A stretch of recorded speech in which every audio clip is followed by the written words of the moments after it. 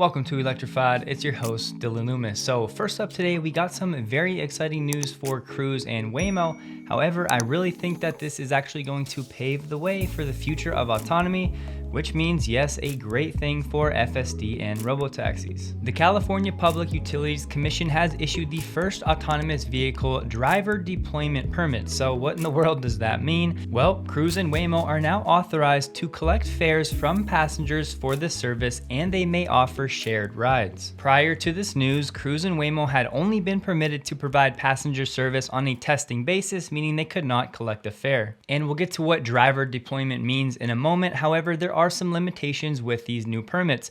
Cruise and Waymo can only operate in specific areas. So Cruise right now is only select roads in San Francisco between the hours of 10 p.m. and 6 a.m. at speeds up to 30 miles an hour. Waymo, on the other hand, has much more flexibility as they are in parts of San Francisco and San Mateo counties at any time, day or night, at speeds of up to 65 miles per hour.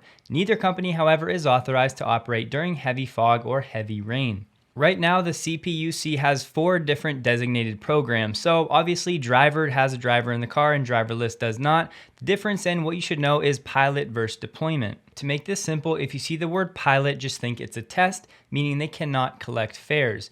If you see the word deployment, on the other hand, that means they can actually collect fares and start to run an actual business. One other distinction is that with these pilot programs, there are no shared rides allowed, whereas with the deployment programs, shared rides are permitted. And I know a lot of people in the Tesla community like to dunk on Cruise and Waymo as a way to try to champion Tesla's FSD. I really don't think it's necessary. They're almost playing 2 totally different games.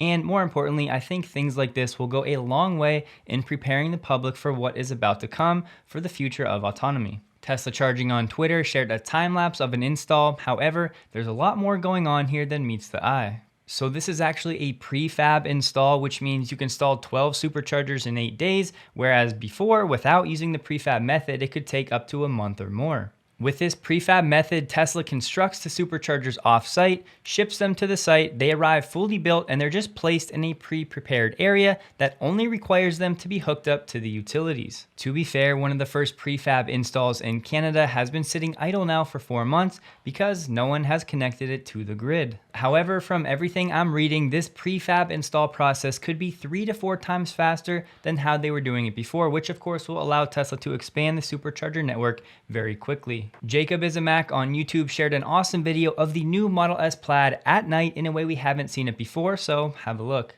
Used to it. All right.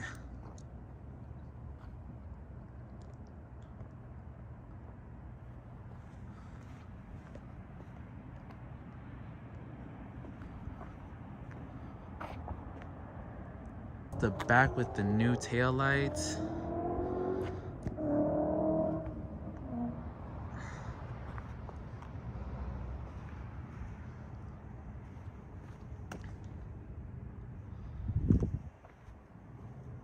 Hazards. Brakes are gonna come on in a moment.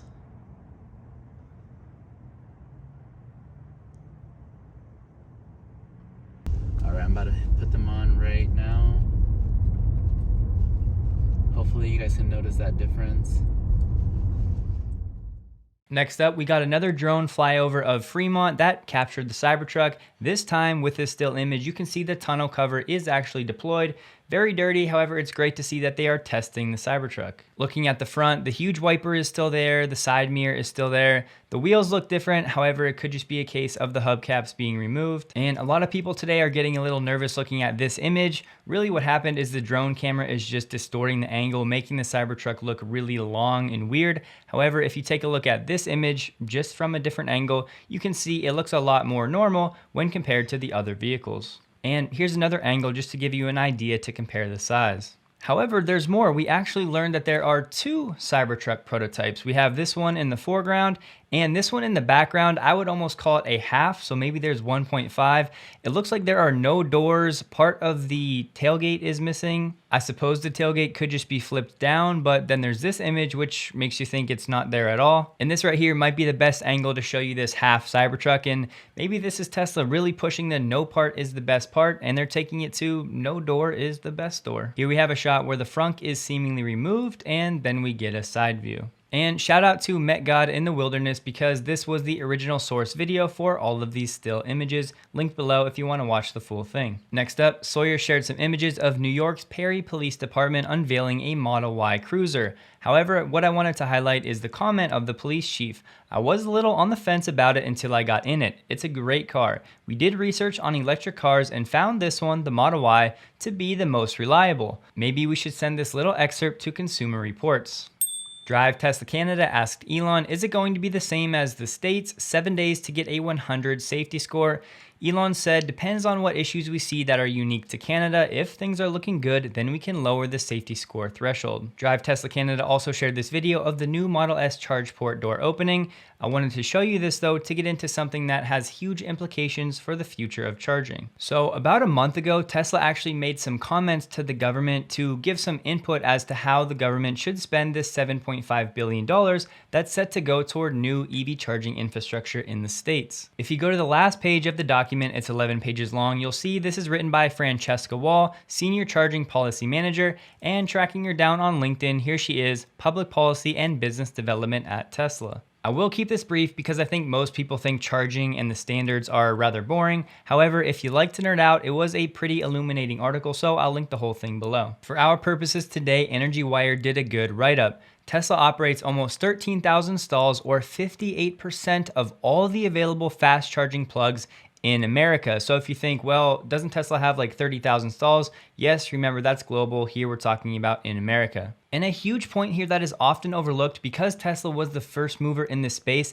they have a lot of the very best, most visible locations already taken for their charging. So if the government wanted to spend this $7.5 billion to build out new charging infrastructure, they're gonna have to find certain locations that might not be ideal. So basically Tesla is speaking to the government saying, hey, we have some ideas, essentially getting at Tesla opening up its supercharger network that could save the government from spending millions of dollars for this new supercharging infrastructure, at least to some degree. And lastly, in the proposal, Tesla said they should get funding for each connector with a new common standard, the CCS, that it installs. Additionally, Tesla suggested that for every CCS connector it installs, it should also get a rebate for a Tesla-only connector it already has on site. The problem here is that Congress has designated the money only for chargers that everyone can use, and two, it's intended for new infrastructure, not steel that is already in the ground. So Tesla made these suggestions about a month ago, and we're expecting new guidelines and a response sometime in May. And why did I show you that charging port video? Well, this is an image of a Model 3 from China.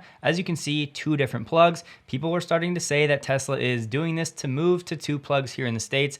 I do not think that will happen. If anything, I think they'll just use adapters, at least for the near term. And then in the future, what the ultimate standard should be is a topic for another day. Now here, I just want to say something about Lucid's earnings from yesterday. I'm not going to read through all of these highlights, so pause the screen and read them if you would like. First, we get a crucial reminder that Lucid is focused on quality over quantity. Whether you agree or disagree is irrelevant. They are not trying to be like Tesla and ramp to produce hundreds of thousands of vehicles, at least not in the next few years. So as an investor in Lucid, I am not personally. However, you need to keep that in mind. Second, as Tesla supporters, I think it's really important that we show some grace to Lucid, as they are an EV company. So while a lot of people view them as competition, in all reality, remember, it's the ICE cars that are the competition. And let's not forget, Tesla had plenty of manufacturing struggles over the last decade. Even as recent as 2017, Tesla went through production hell with the Model 3, and this was after almost 9 years of manufacturing experience. And not to defend Lucid per se, as there are some alarming things, not just cutting production,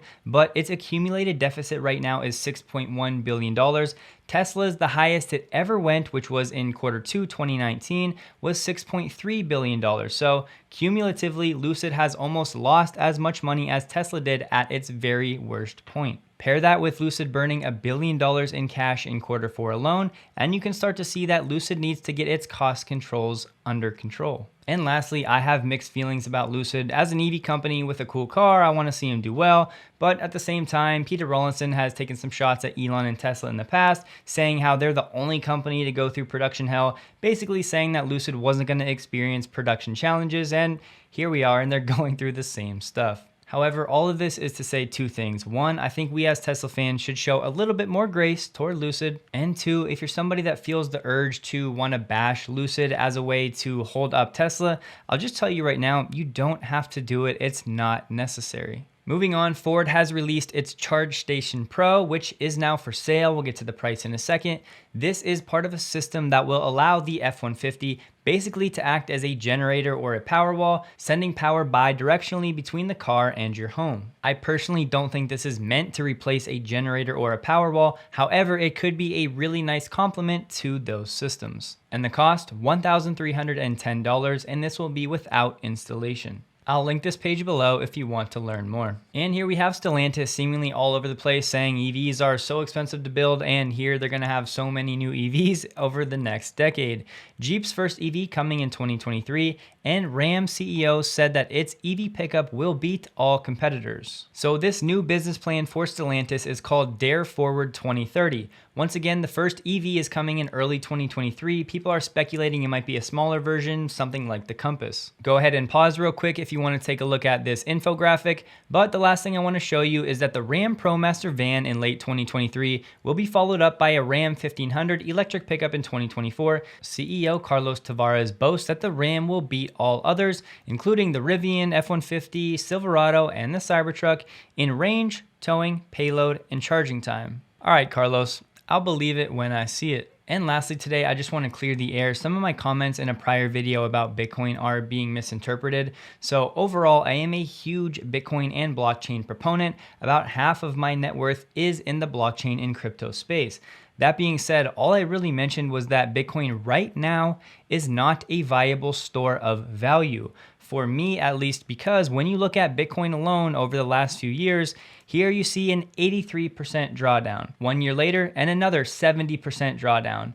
More recently, we have a 55% drawdown, and once again, here's another one, a 50% drawdown. So all I was saying is that for me personally, I'm not going to classify something as a store of value that has these type of drawdowns this frequently. In the future, I 100% think that Bitcoin will serve as an excellent store of value because it's scarce and hard money and all of those things. Look, I get it, I'm a huge proponent. Once again, however, it's still in the emerging technology phase, so as this mass adoption takes place, it's going to be incredibly volatile. So all I was saying is right now, it's not a great store of value. With that said, overall, I am still a huge proponent and personal investor in the Bitcoin and blockchain space. That'll do it for today. Please take a second to like the video if you did. Hope you guys have a wonderful day, and a huge thank you to all of my Patreon supporters.